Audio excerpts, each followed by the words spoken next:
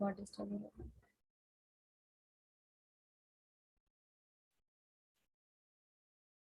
हरे कृष्णा।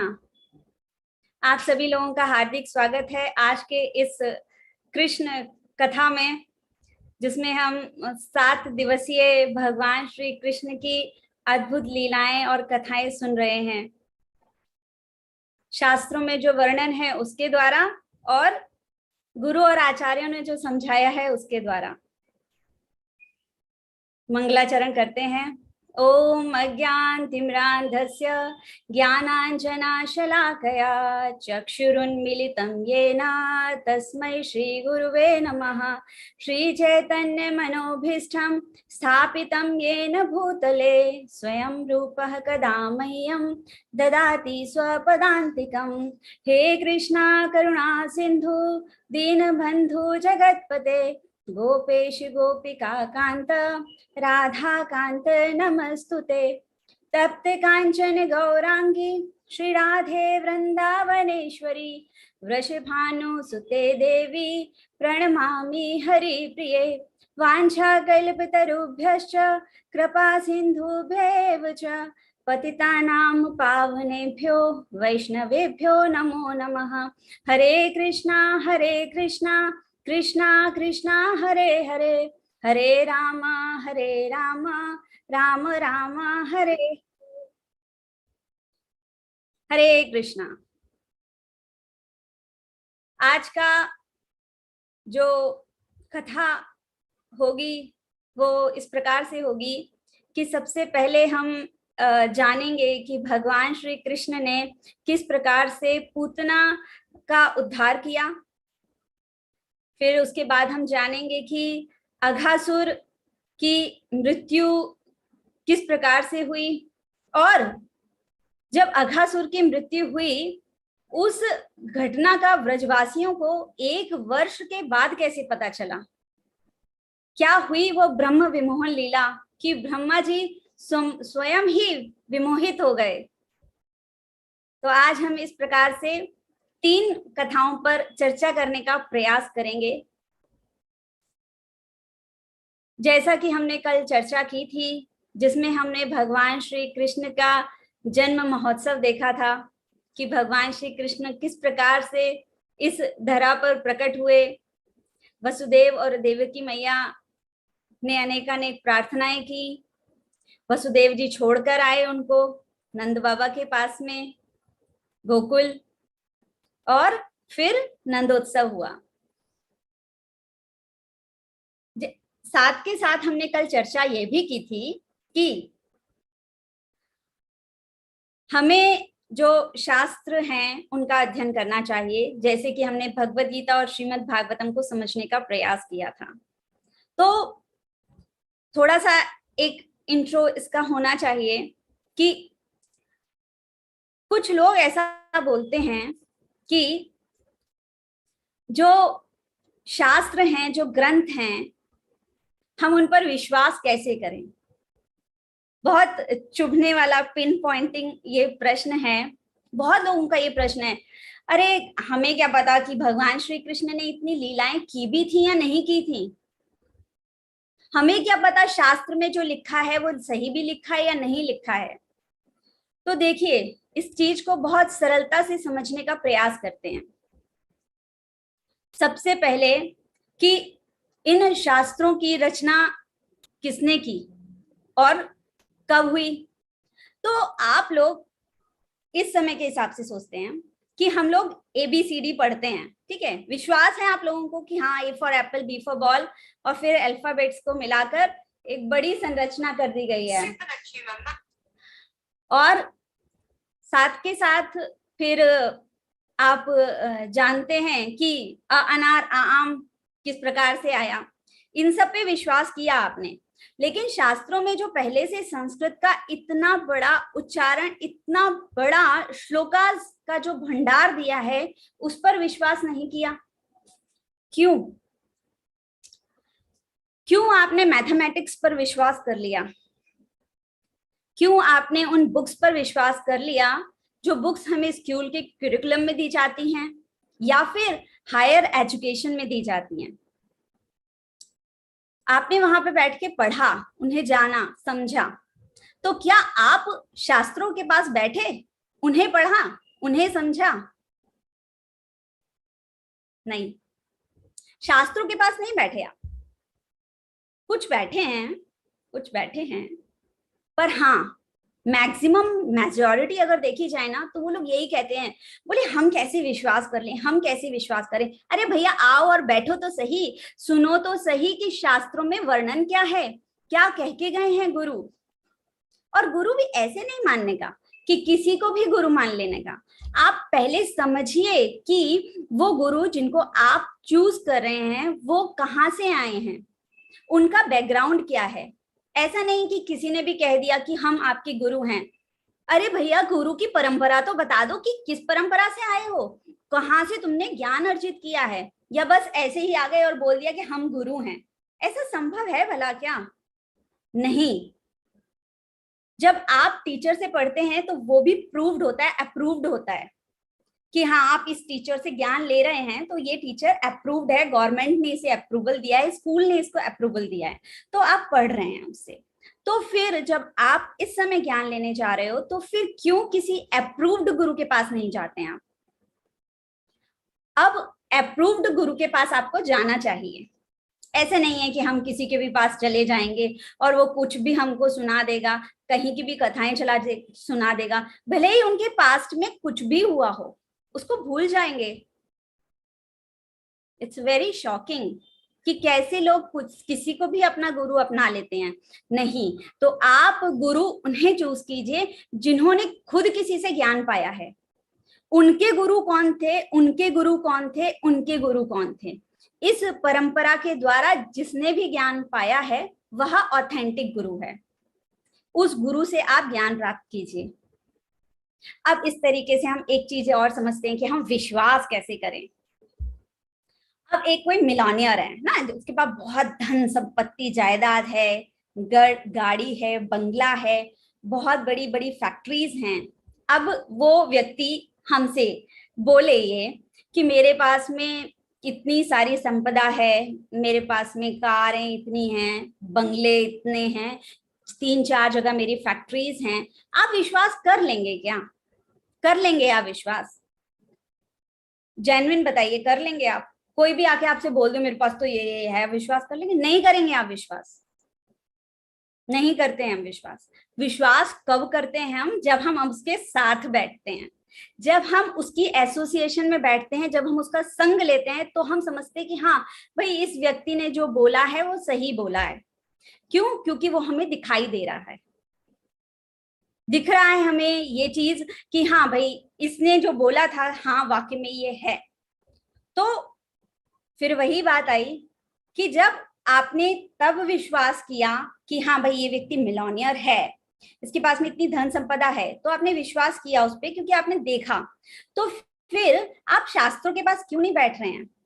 शास्त्रों के पास बैठिए। बैठिए मतलब केवल पास में रख के मत बैठ जाइएगा, उनको पढ़िएगा, उनको समझिएगा, जानिएगा कि उन शास्त्रों में वर्णन क्या है। गुरु से ज्ञान प्राप्त कीजिएगा कि इस शास्त्र में ये वर्णन किया गया है तो इसका क्या अर्थ है। तब आप पूर्णतः समझ पाएंगे कि हाँ शास्त्रों की ऑथेंटिसिटी क्या है। अब बोला जा रहा है ये बात कि झूठ है, ठीक है, इस पे भी चर्चा होती है। लोग बोलते हैं कि हम कैसे भगवान श्री कृष्ण पे विश्वास कर लें, हम कैसे इतनी लीलाएं हुई हैं उन पर विश्वास कर लें, कैसे हम मान लें कि यमुना मैया हैं और गोवर्धन जी हैं। ऐसा प्रश्न आता है लोगों का, हम कैसे मान लें कि ये भगवान सच में है। ठीक है, कितने लोगों ने झूठ बोला है? सब लोग हाथ रेज करो, कितने लोगों ने झूठ बोला है? बोला है ना झूठ, किसी भी प्रकार से झूठ बोला है। अब ये भी अनुभव होगा कि एक झूठ को छुपाने के लिए कितने झूठों के आडंबर रचने पड़ते हैं। एक झूठ छुपाने के लिए 100 झूठ बोलने पड़ते हैं।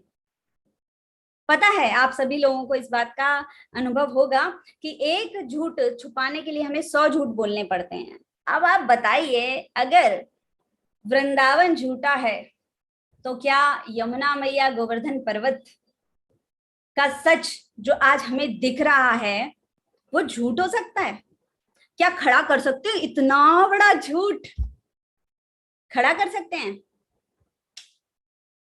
क्या खड़े कर सकते हैं आप व्रज के अति मनोहर, हृदय को पवित्र करने वाले वो विग्रह? ले लीजिए आप, कृष्ण बलराम को ले लीजिए, बांके बिहारी को ले लीजिए, राधा रमन लाल जी को ले लीजिए, राधा गिरधारी को ले लीजिए। अनेकानेक हैं, एक नहीं है, अनेकानेक हैं। कितना झूठ बोलेंगे? जगन्नाथपुरी को झूठ बोलेंगे? नहीं, ये अपने मन का एक वहम है। कैसे वहम पैदा हो गया ये? बहुत अच्छा, मैंने एक लेक्चर सुना था हिज होलीनेस राधा गोविंद स्वामी महाराज जी का, तो वो बता रहे थे कि ये झूठ की स्टार्टिंग कैसे हुई थी हमारे दिमाग में। तो सबसे पहले तो हमें ज्ञान जो है ना, वो हमें हमारी जो पूर्वज हुए उन्होंने पकड़ाया नहीं, उन्होंने दिया नहीं, उन्हें जो बोला उन्होंने सुन लिया और आगे बढ़ गए वो, तो वो गैप आ गया। और दूसरा, टीवी टेलीविजन में जो 100 प्रोग्राम्स आते हैं, ये एक झूठ पर आधारित हैं। इतना झूठ है इनमें, तो लोगों के दिमाग में ये बात बैठ गई है कि सब कुछ झूठ है, सब कुछ झूठ है। वो जानना ही नहीं चाहते कि सत्य क्या है। तो सत्य जानने के लिए आप लोगों को शास्त्रों के साथ में बैठना पड़ेगा, उनका अध्ययन करना पड़ेगा।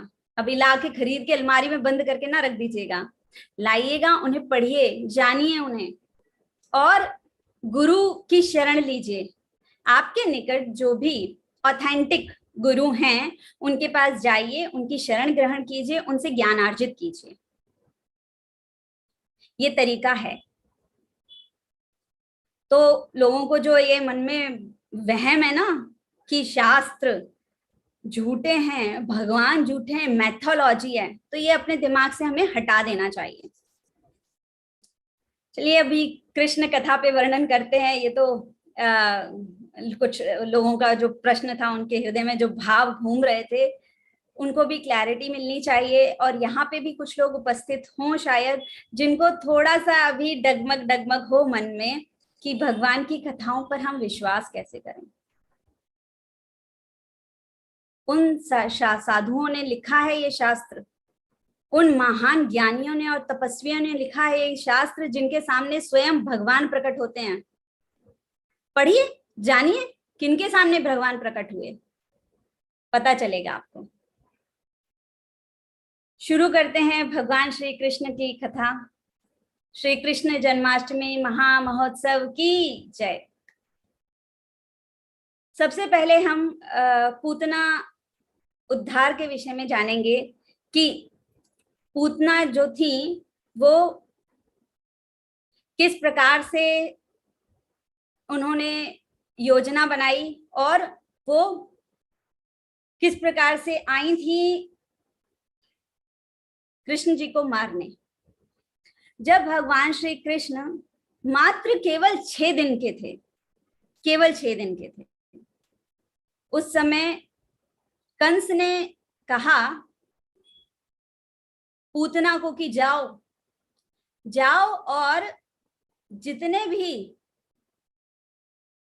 व्रजमंडल में जितने भी बच्चे नए हुए हैं, अभी पैदा हुए हैं, उन सबको मार दो। बहुत आताताई थी पूतना, बालकों का नृशंस हत्या कर देती थी वो, इसलिए उन्होंने चूज किया था पूतना को। कहते हैं पूतना डायन थी।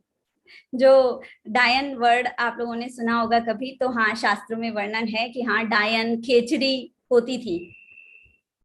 खेचड़ी जो वो एक लकड़ी का लॉग होता है, उसके ऊपर बैठ के हवा में उड़ती है, वो खेचड़ी होती है। तो वैसी थी पूतना। अब पूतना ने को जो कंस ने कहा कि भाई आप है ना जाइए और कृष्ण जितने भी बालक हुए हैं उन सबका वध करिए। तो पूतना जाती हैं व्रजमंडल में, व्रजधाम में जाती हैं और देखती हैं कि नंद महाराज जी के घर पे बहुत शोर है, बहुत लोग इकट्ठे हुए हैं। तो उन्होंने सोचा चलते हैं नंद महाराज के घर पे। पूतना ने बहुत सुंदर रूप बनाया हुआ था, एक बहुत सुंदर स्त्री का रूप, जिन्होंने बहुत सुंदर सुंदर आभूषण धारण किए हुए थे, बहुत सुंदर साड़ी, सुंदर सा उनका मोहक चेहरा, बहुत ही सुंदर लग रही थी वो। ऐसी लग रही थी कि सबको ये लग रहा था कि ये कितनी सुंदर है और कितनी महान है। एक तेजस्वी सा ओज उनके चेहरे से चमक रहा था। तो जितने भी लोग वहां उपस्थित थे, वो लोगों ने ये सोचा कि ये कितनी तेजवान है, और किसी ने रोका नहीं। पूतना को नंद महाराज जी के घर में एंटर होने से किसी ने नहीं रोका, जबकि उस समय छठी का महोत्सव था भगवान श्री कृष्ण का। जब भगवान 6 दिन के थे तो छठी का एक महोत्सव होता है। तो वहां पर पूरे व्रजवासी जो थे, सब गोपियां ग्वाले सब इकट्ठे हुए थे भगवान श्री कृष्ण को प्लीज करने के लिए, नंद महाराज जी को प्लीज करने के लिए। तो पूतना जब गई तो उन्हें किसी ने नहीं रोका, क्योंकि वो इतनी सुंदर लग रही थी। अब पूतना पहुंचती हैं यशोदा मैया के पास में, और यशोदा मैया से कहती हैं कि मुझे भगवान की बहुत कृपा प्राप्त है, भगवान ने मुझ पे बहुत ही कृपा की हुई है, मुझे बहुत आशीर्वाद है कि जो भी बालक को मैं दूध पिलाती हूँ वो बहुत यशस्वी हो जाता है। ऐसे करके वो कथा आयोजित कर रही थी। तो यशोदा मैया बहुत प्रसन्न हुई, उन्होंने कहा अच्छा ऐसा है।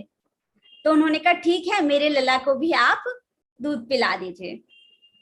तो पूतना ने लाला को उठाया और देखा। जब वो लाला को देख रही थी, बाल कृष्ण को देख रही थी, तो उनके हृदय में ये भाव आ गया था कि ये स्वयं साक्षात भगवान है।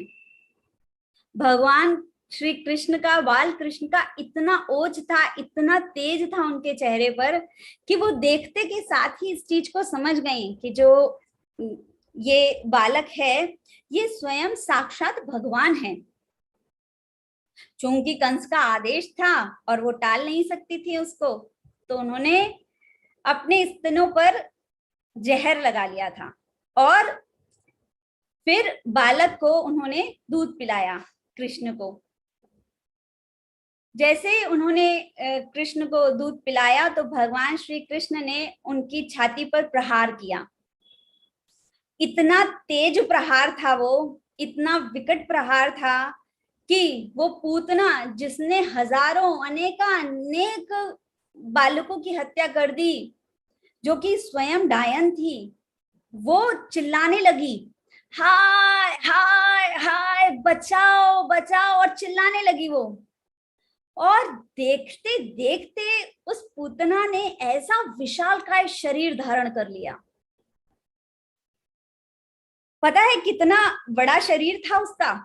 पूतना ने जब अपना पूरा शरीर प्रकट किया, 12 मील लंबा था। 12 मील लगभग होगा 19 किलोमीटर, 20 किलोमीटर।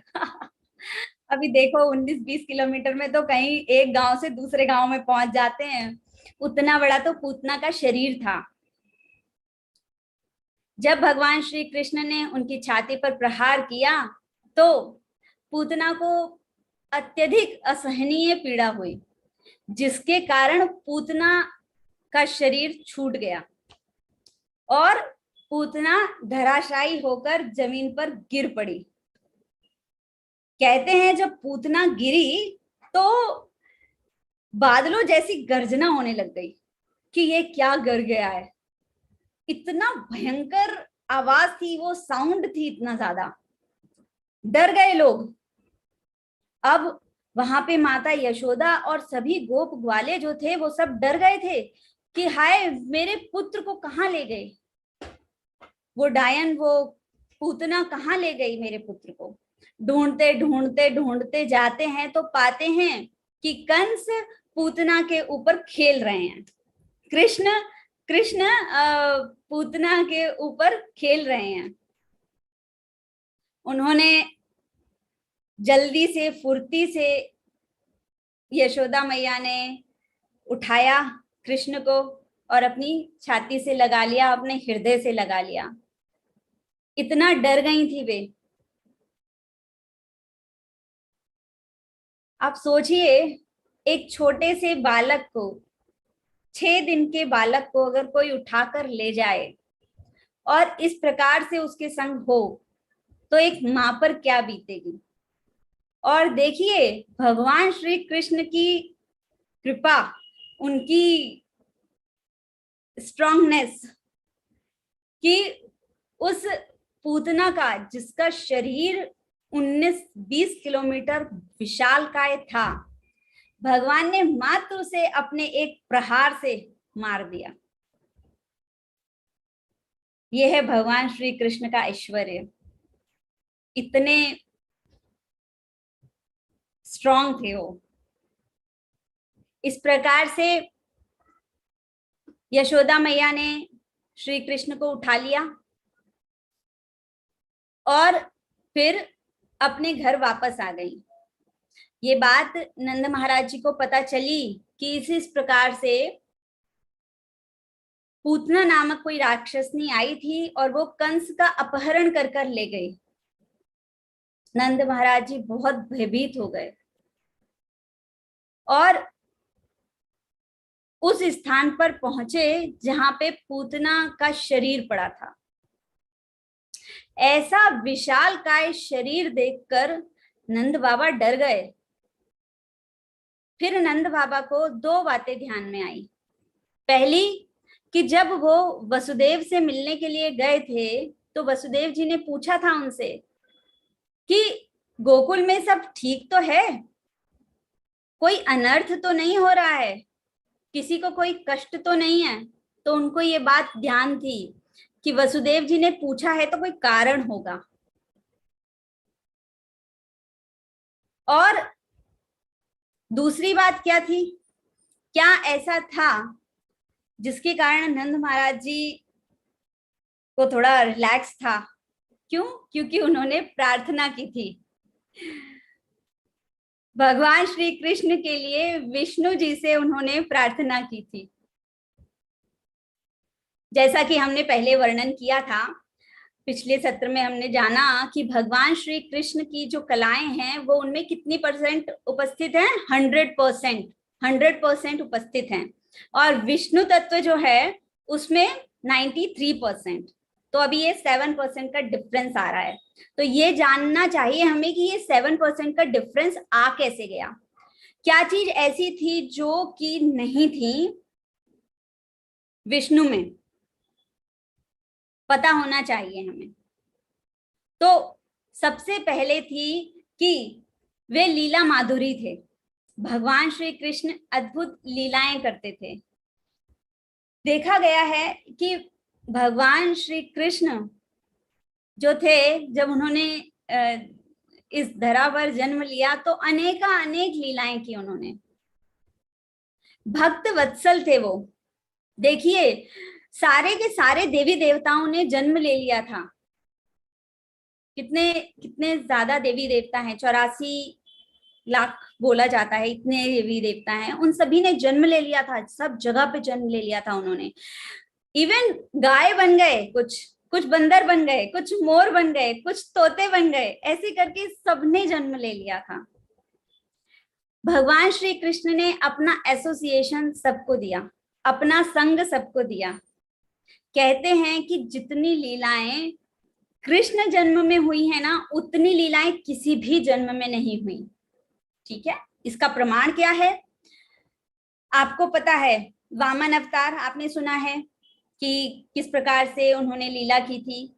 मत्स्य अवतार पता है आप, नरसिंह अवतार पता है, परशुराम जी का अवतार पता है आपको। तो आपको पता है कि उसमें जो लीलाएं थी वो लिमिटेड थी, और कृष्ण अवतार में तो इतनी लीलाएं थी, इतनी लीलाएं थी कि कहते हैं कि उनकी व्याख्याएं करा जाए ना तो वो कम पड़ जाएगा। इतनी लीलाएं की हैं भगवान श्री कृष्ण ने जब द्वापर युग में जन्म लिया तब। फिर उसके बाद में लीला माधुरी थे वो, भक्त माधुरी थे वो। तो अभी लीला माधुरी हुआ, भक्त माधुरी हुआ, वेणु माधुरी। वेणु माधुरी थे भगवान श्री कृष्ण। जैसा कि आप सभी को पता है, भगवान श्री कृष्ण के साथ में हर समय उनकी बंसी, उनकी बांसुरी साथ में रहती थी। आपने देखा है कि किसी भी फॉर्म में इतने सारे अवतार हुए हैं, किसी के पास में ऐसा कोई म्यूजिकल इंस्ट्रूमेंट हो जिसके कारण पूरा ब्रह्मांड प्रसन्नता से और अच्छे लक्षणों से अभिभूत होता हो, नहीं देखा होगा आपने। फिर उसके बाद में रूप माधुरी। भगवान श्री कृष्ण का जो रूप था वो अद्भुत था। इन 4 कारणों से क्या हुआ? लीला माधुरी, फिर हुआ भक्त माधुरी, फिर हुआ वेणु माधुरी, और 4th हुआ रूप माधुरी। इस तरीके से 4 ऐश्वर्य भगवान श्री कृष्ण के थे। और नंद बाबा जो थे वो विष्णु जी से प्रार्थना कर रहे थे। उनको पता नहीं था कि जो कृष्णा है वो स्वयं परम परमात्मा है, वो परम है, ये पता नहीं था उनको। इस प्रकार से नंद महाराज जी ने अपने हृदय को संतुष्टता दी, सांत्वना दी, और जो शरीर था पूतना का उसके खंड खंड करके उसको जला दिया गया। अब जब उसको जलाया जा रहा था पूतना को, तो कहते हैं कि पूरे क्षेत्र में अगरू की खुशबू आने लग गई थी। आप सोचिए कि मतलब बताइए, अगरू भगवान का स्पर्श पाकर वो पूतना धन्य हो गई, और अगरू की खुशबू, सुगंध चारों दिशाओं में फैल गई जब उनके शरीर का दाह संस्कार किया जा रहा था। आपको पता है कि ये पूतना कौन थी? क्या कथा है इन पूतना की? पूर्व जन्म में कौन थी ये पूतना? ये पूतना थी बलि महाराज की पत्नी। क्या हुआ था? बलि महाराज जी की कथा आप सभी को पता होगी कि बलि महाराज जी कौन थे? प्रहलाद जी के प्रपौत्र थे, और वामन रूप में भगवान श्री कृष्ण ने, विष्णु जी ने रूप धरा और 3 पग भूमि की याचना की थी बलि महाराज से, क्योंकि बलि महाराज बहुत दानी थे। तो जब बलि महाराज जी की पत्नी ने देखा वामन देव को, तो वे बहुत प्रसन्न हो गई।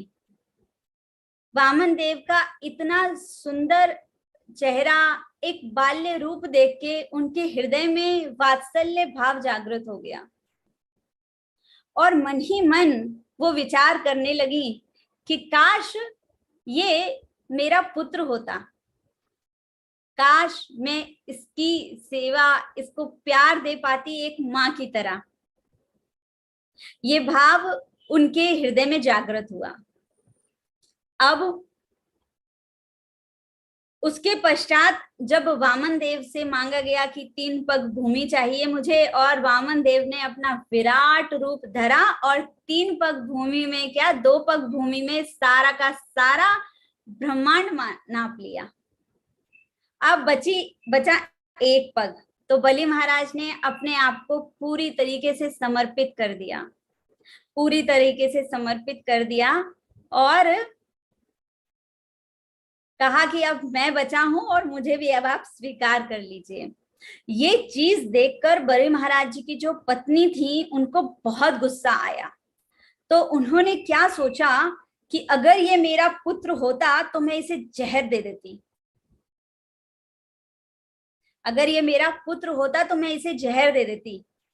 इस प्रकार से इन 2 कारणों से वामन देव ने पहला कारण भी स्वीकार किया कि वात्सल्य भाव था उनका, तो वो चाह रही थी कि काश मैं इसे एक माँ की भांति प्रेम कर सकूं, दुलार दे सकूं, और दूसरा मैं इसे विषपान करा सकूं। ये दोनों ही अभिलाषाएं जब उन्होंने कृष्ण अवतार लिया तो पूतना की पूरी कर दी, और पूतना को उन्होंने मातृत्व के पद दिया, का स्थान दिया। कहते हैं कि जब पूतना ने श्री कृष्ण को उठाया था तो श्री कृष्ण ने अपनी आंखें बंद कर ली थी, कुछ नहीं देखा उन्होंने, बोले मैं नहीं देखना चाहता हूँ। उसके कई कारण बताए जाते हैं। ये बताया जाता है कि वे नहीं चाहते थे कृष्ण जी उसको देखना, क्योंकि वो एक माता के रूप में आई थी। अब माता के रूप में आई थी तो वो दूषित हो जाती। माता एक बहुत उच्च पदवी है।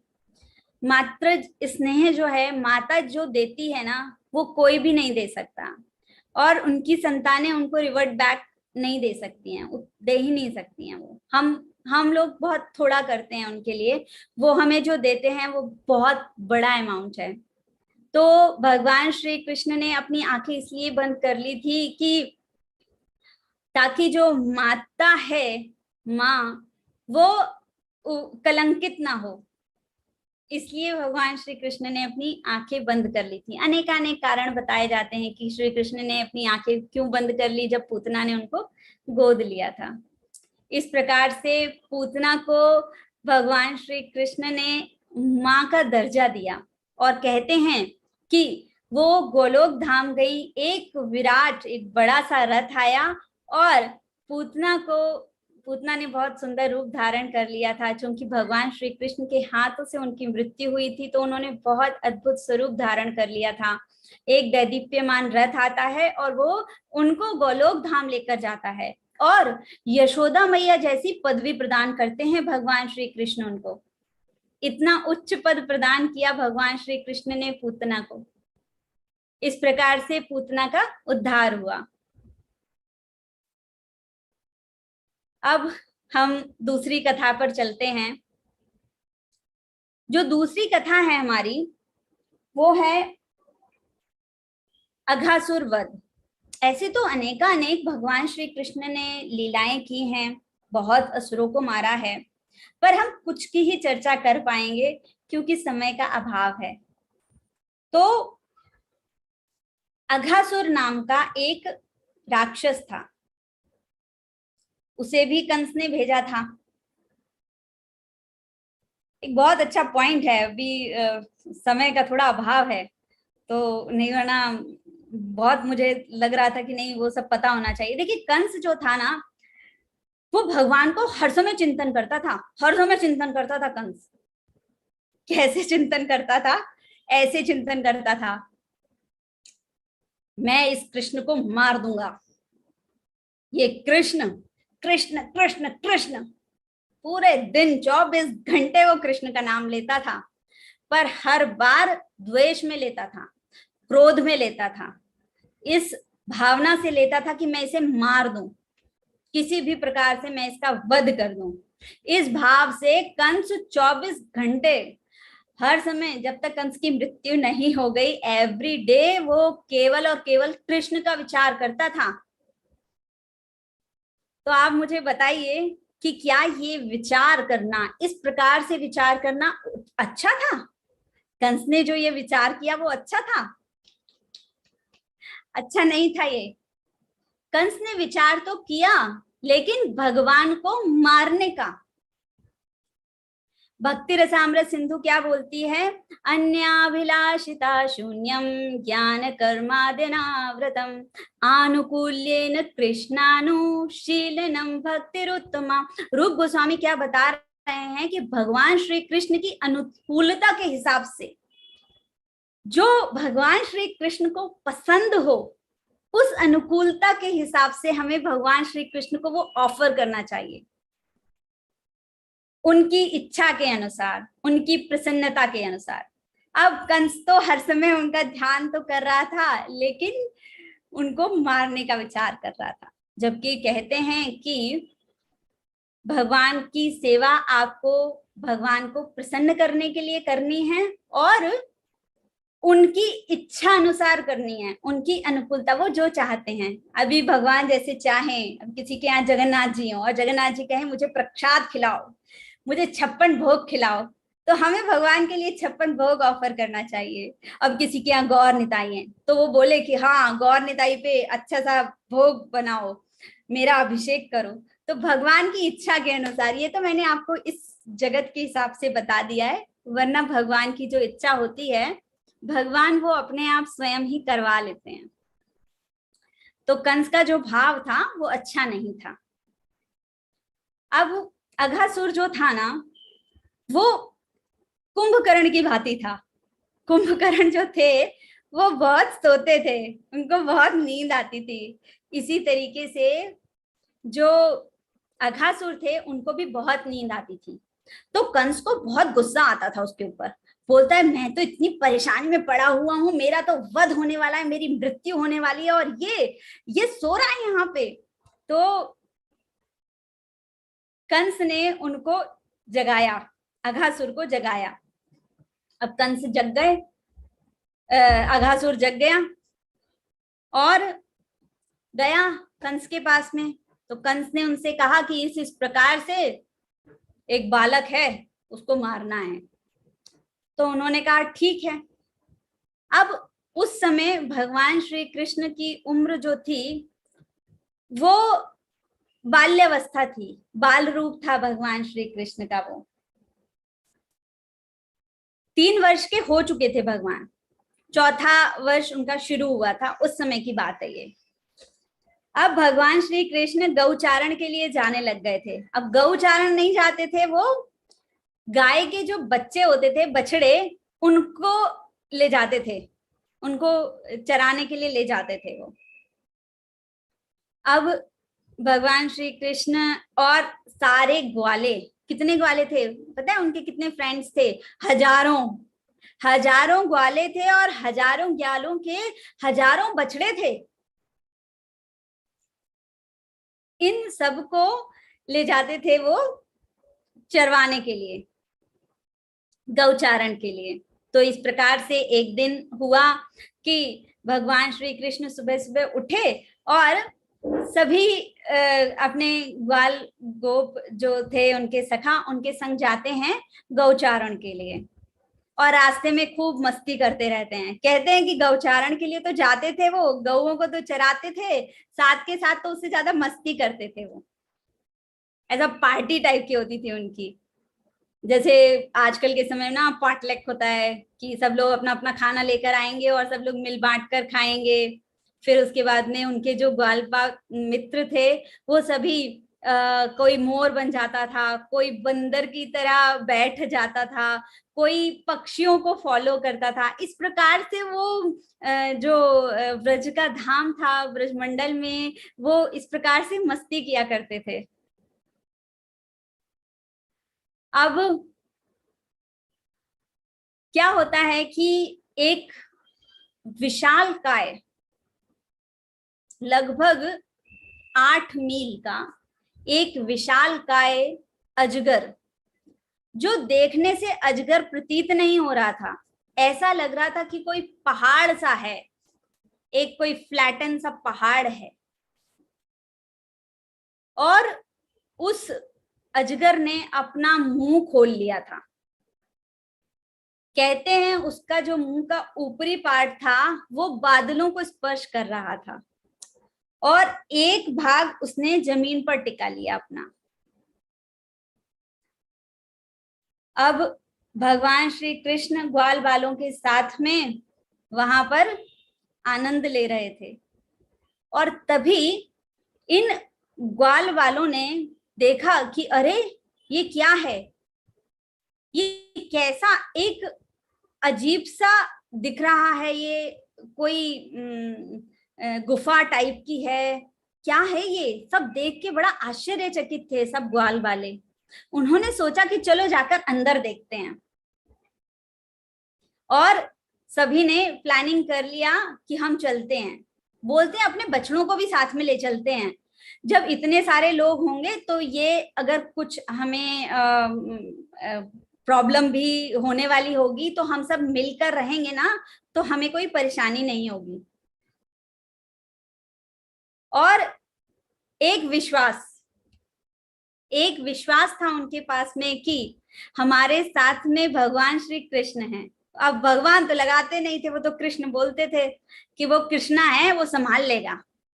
इतना अटूट विश्वास था बाल बालों को कृष्ण के ऊपर।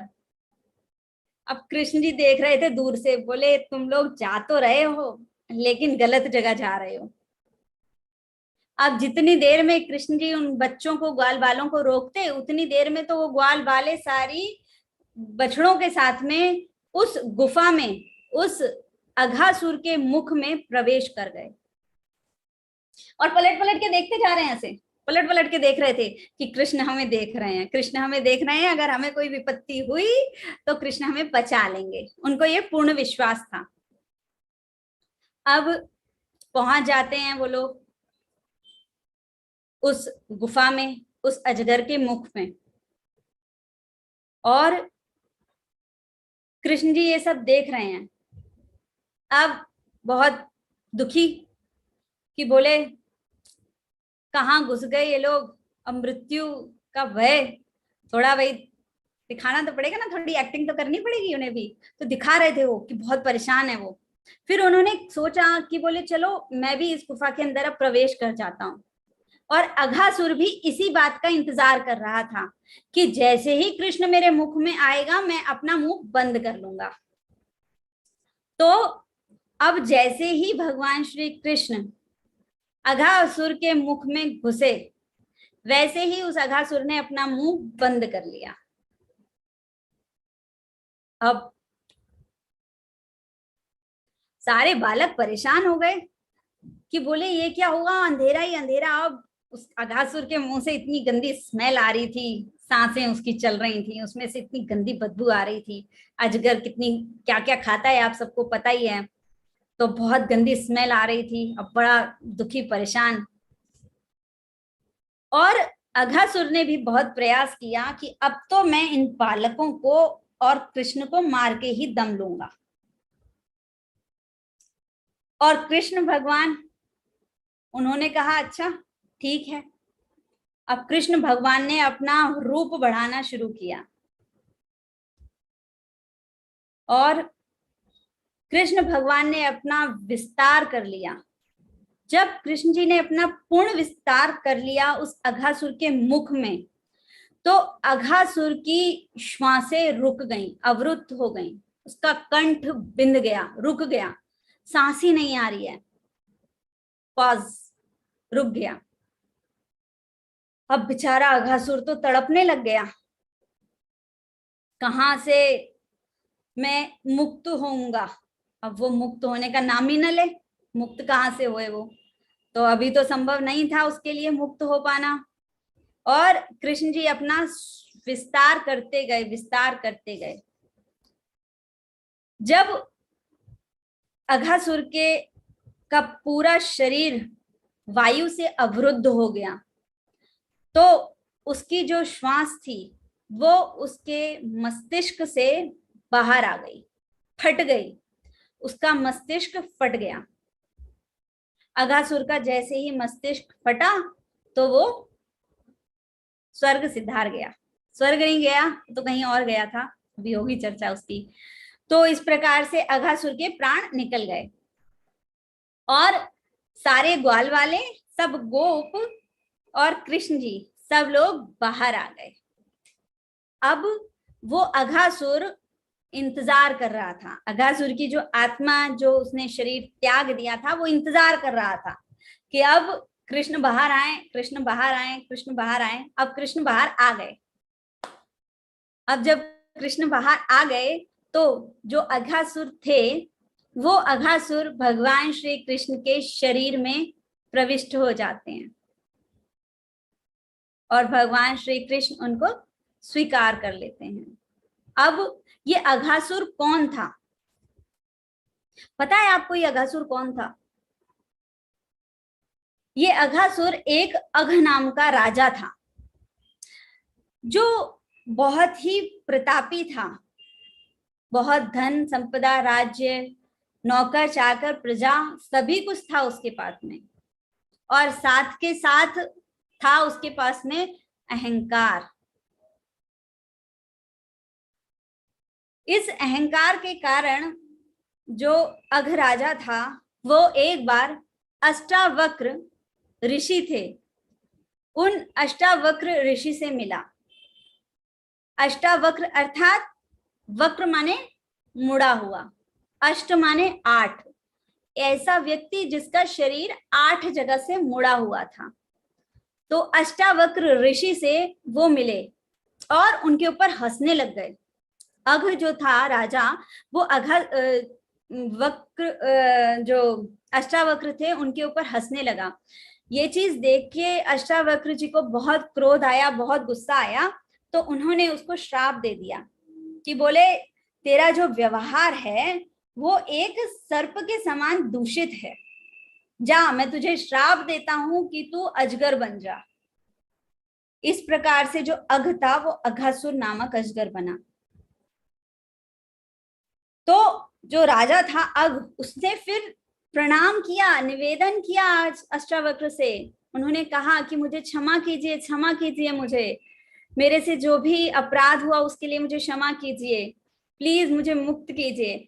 तो अष्टावक्र जो कि बहुत महान ऋषि थे, तपस्वी थे, बहुत सुहृदी थे वो, तो उन्होंने कहा ठीक है, तुम्हें मैं आशीर्वाद देता हूं कि तुम्हारा उद्धार भगवान श्री कृष्ण के हाथों से होगा।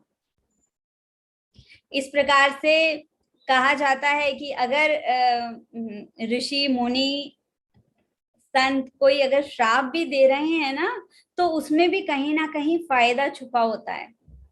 इस प्रकार से जो अघासुर थे उनकी मुक्ति हुई।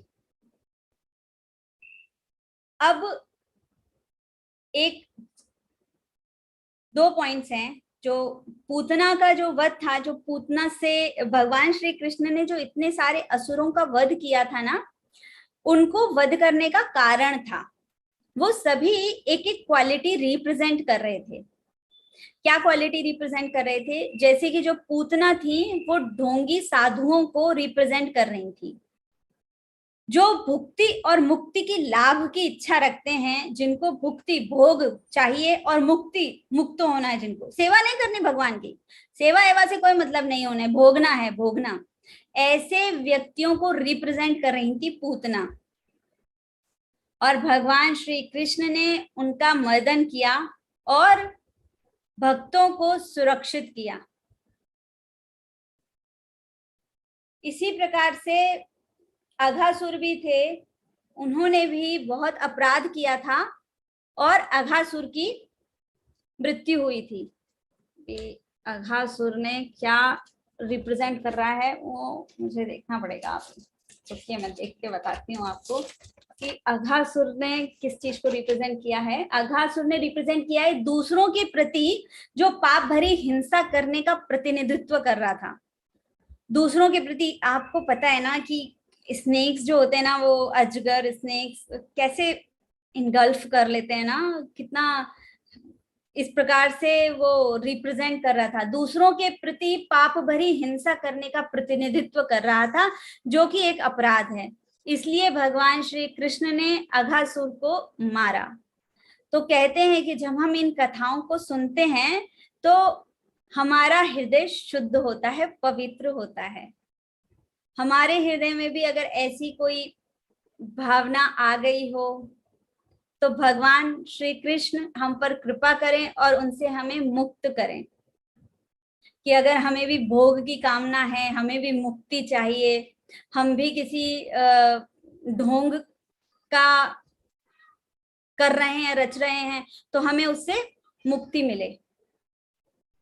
इस प्रकार से पूतना और अघासुर दोनों ही ने ये रिप्रेजेंट किया।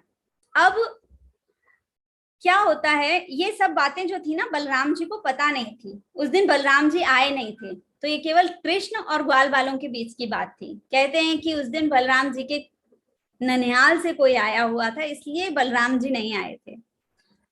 अब क्या होता है कि ब्रह्मा जी ये बात सब देख रहे थे।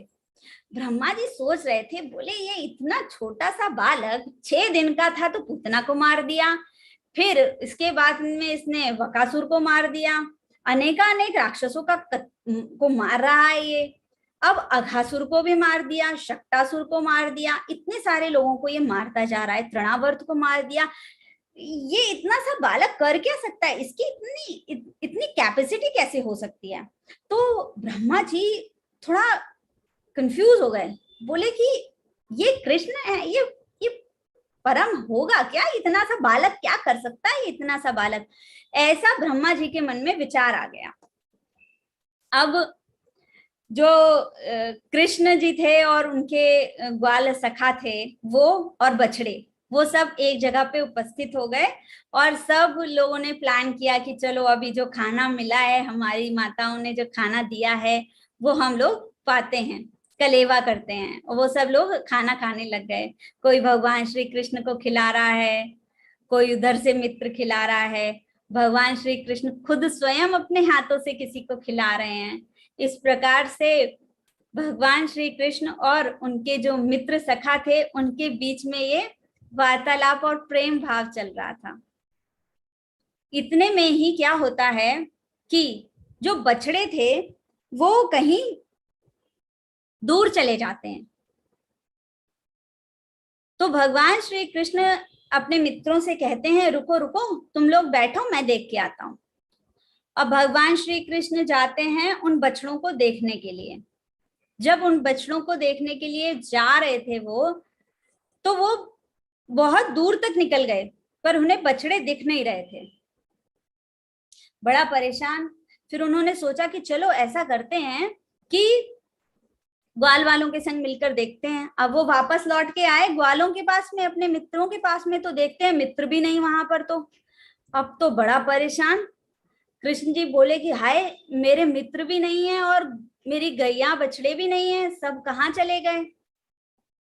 हालांकि वो तो भगवान थे, उन्हें तो सब पता है, सब पता था भगवान को। तो इस प्रकार से किसने किया ये कौतुक? ये कौतुक किया ब्रह्मा जी ने। ब्रह्मा जी आए और भगवान श्री कृष्ण के जितने भी सखा थे, हजारों हजारों जो सखा थे, ग्वाल बाल आए थे उनके साथ में, उनको उन्होंने अपहरण कर लिया और सारे बछड़ों का भी अपहरण कर लिया। कृष्ण जी तो तुरंत समझ गए थे कि बोले कि ये कार्य जो है वो ब्रह्मा ने किया है। उन्होंने कहा ठीक है, मैं भी तुम्हें दिखाता हूं मेरा ऐश्वर्य क्या है, मैं कौन हूं। अब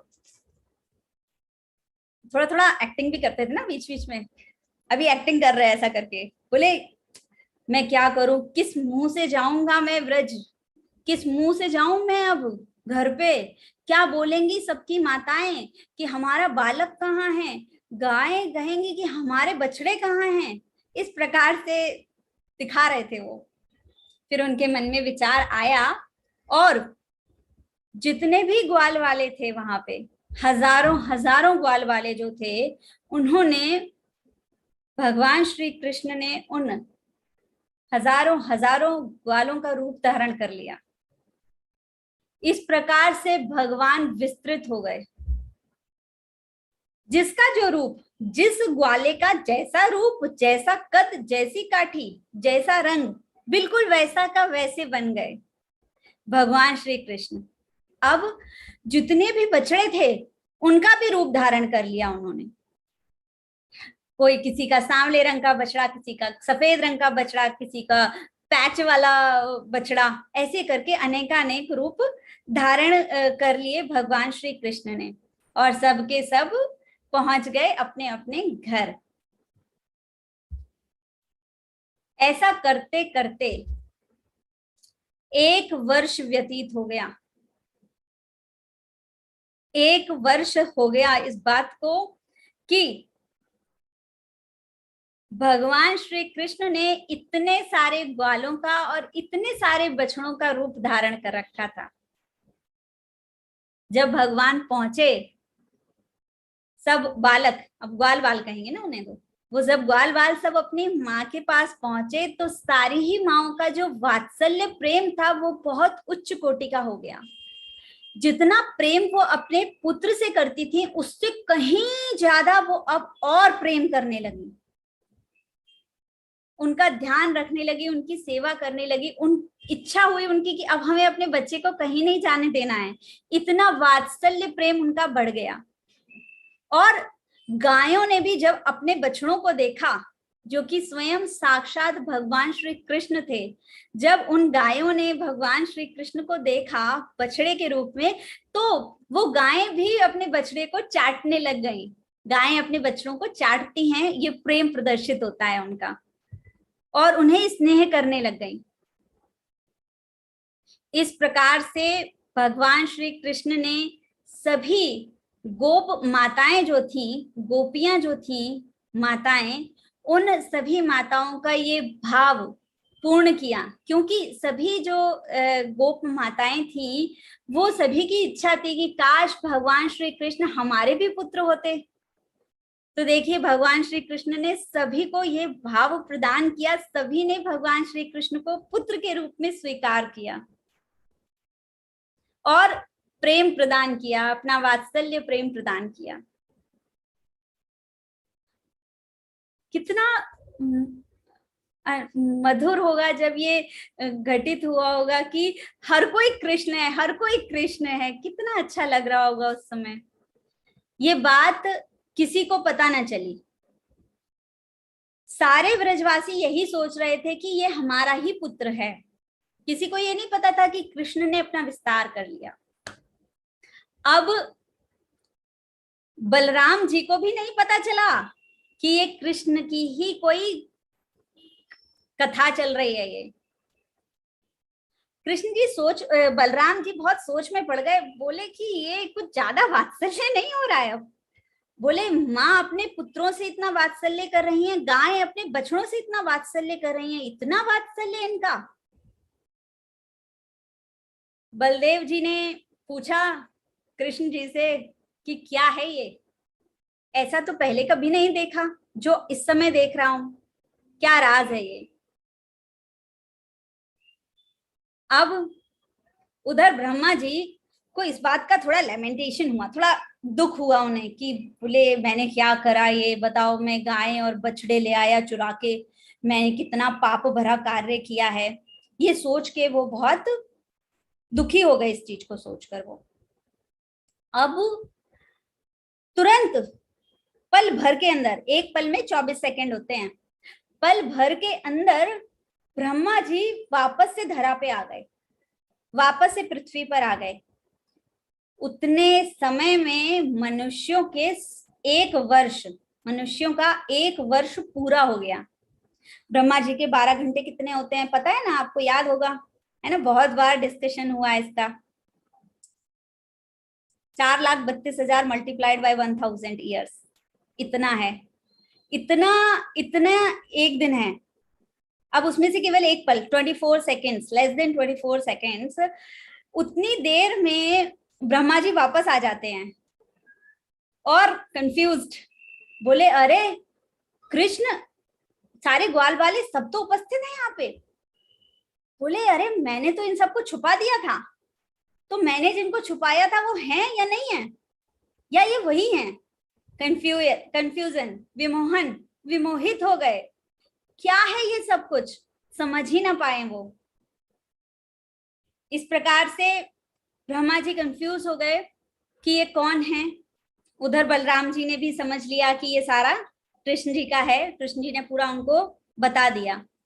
अब ब्रह्मा जी आते हैं धरा पे, देखा कि ये सब इतने ग्वाल बाला सखे हैं, तो ब्रह्मा जी ने हाथ जोड़ लिया। बोले प्रभु मुझसे तो गलती हो गई, मुझे क्षमा करना, मैं आपको पहचान नहीं पाया कि आप परम पूर्ण परमात्मा हैं, परमेश्वर हैं, सभी कलाएं आपसे ही उद्धृत हैं, मैं खुद आपसे ही निकला हूं, फिर भी मेरी कुत्सित बुद्धि ये समझ ना पाई और आपको अजमाने के लिए आ गई। अब सोचिए, वो ब्रह्मा जी ये कह रहे हैं कि मैं मूर्ख हूं, मैं आपको समझ नहीं पाया। उस समय ब्रह्मा जी के 4 मुख थे, 4 मुखी ब्रह्मा थे वो, मतलब उनका जो ब्रेन था वो हमसे 4 टाइम्स ज्यादा था। अगर हमारा 25% है तो उनका 100% था। अब 1000 है हम लोग का तो उनका 4000, ऐसा समझिए आप लोग। अब ब्रह्मा जी ये बात कह रहे हैं कि बोले अरे मुझे कुछ समझ में नहीं आ रहा है। तो आप सोचो, ब्रह्मा जी कह रहे हैं इस बात को कि मैं आपको समझ नहीं पा रहा हूं, हम क्या समझेंगे भगवान को। ब्रह्मा जी के तो 4 मुख हैं, 4 ब्रेन हैं उनके, 4 मुखी ब्रह्मा नहीं समझ पाए तो हम क्या समझेंगे भगवान को। पर फिर भी भगवान की इतनी कृपा है, गुरु जनों का इतना आशीर्वाद है कि फिर भी भगवान श्री कृष्ण कृपा पूर्वक हमें कुछ समझाने का प्रयास करते हैं, हमें समझाते हैं। इस प्रकार से ब्रह्मा जी ने भगवान श्री कृष्ण के लिए अनेकानेक प्रार्थनाएं गाई, स्तुतियां की, क्षमा याचना की भगवान श्री कृष्ण से। और जो वो रूप धारण किए थे ना भगवान श्री कृष्ण के, जो हजारों हजारों ग्वाल बाल सखा हो गए थे, बछड़े हो गए थे, वो सारों ने भगवान श्री कृष्ण के शरीर में प्रवेश कर लिया। और जो पहले थे वो सारे ग्वाल बाल उपस्थित हो गए, आ गए, वो सब ब्रह्मा जी ने उनको सबको दे दिया, ला दिया उन्हें। और वापस से वो लोग, उनको कुछ याद ही नहीं था। वो सब कह रहे थे कि अरे चलो खाना खा लेते हैं, चलो फिर रात हो जाएगी, शाम हो जाएगी, फिर हम अपने अपने घर जाएंगे। किसी को कुछ याद ही नहीं था। इस प्रकार से ये ब्रह्म विमोहन लीला जो थी ये समाप्त हुई। यहाँ पर ब्रह्मा जी ने कृष्ण को भ्रम में डालने का प्रयास किया था। इससे हमें क्या बुरी आदत थी ब्रह्मा जी की वो बता रहे हैं, और क्यों भगवान ने ऐसा मर्दन किया। तो यह ज्ञान कर्म का आश्रय लेने और भगवान के ऐश्वर्य से आसक्त होने के कारण उनके माधुर्य की उपेक्षा करने रूपी अनर्थ का प्रतिनिधित्व करती है। क्या करती है ये? भगवान के ऐश्वर्य से आसक्त होने के कारण उनके माधुर्य को उपेक्षा कर देती है। उपेक्षा करी थी ना ब्रह्मा जी ने उनकी, तो उसका ये प्रतिनिधित्व कर रही थी ये ब्रह्म विमोहन लीला। और भगवान श्री कृष्ण ने ब्रह्मा जी का जो ये मान था, ये मर्दन था, अभिमान था, उसको खत्म कर दिया। आपको पता है ब्रह्मा जी ने जो ये अपराध किया था, भगवान श्री कृष्ण ने इसको अपराध स्वीकार किया था। क्यों अपराध स्वीकार किया था? क्योंकि उन्होंने अपने भक्तों को, उनके कृष्ण जी के जो भक्त हैं, उनको अगर कोई कष्ट देता है, पहुंचाता है, तो भगवान श्री कृष्ण कभी नहीं छोड़ते हैं उसे, कभी नहीं छोड़ते हैं। भक्तों के प्रति अपराध नहीं स्वीकार करते हैं वो। उन्होंने, ब्रह्मा जी ने जो माताएं थी और जो गोप बालक थे उनके प्रति अपराध किया था। उन गायों के बछड़ों के प्रति अपराध किया था उन्होंने। इसलिए भगवान श्री कृष्ण ने उनको छोड़ा नहीं और उन्हें कहा कि आपको इसका दंड भुगतना पड़ेगा। और ब्रह्मा जी को उसी दंड के कारण बता दूं, कलयुग में जन्म लिया उन्होंने उस दंड के कारण। और कौन हुए वो? भक्त शिरोमणि हरिदास ठाकुर। हरिदास ठाकुर की जय। उन्होंने इतनी भक्ति की, इतनी भक्ति की कि कहते हैं जब हरिदास ठाकुर जी भक्ति करते थे तो सारे देवी देवता लाइन बनाकर खड़े हो जाते थे। उनके घर के बाहर लाइन लगती थी। हरिदास ठाकुर अभी हुए हैं, चैतन्य महाप्रभु जी के समय में हरिदास ठाकुर थे। वो हरिदास ठाकुर स्वयं ब्रह्मा जी थे। इस प्रकार से ब्रह्मा जी को ये पेन सहना पड़ा था और उन्होंने इस धरा पर जन्म लिया हरिदास ठाकुर जी के रूप में। ऐसा वर्णन है शास्त्रों में और आचार्यों ने ऐसा बताया है।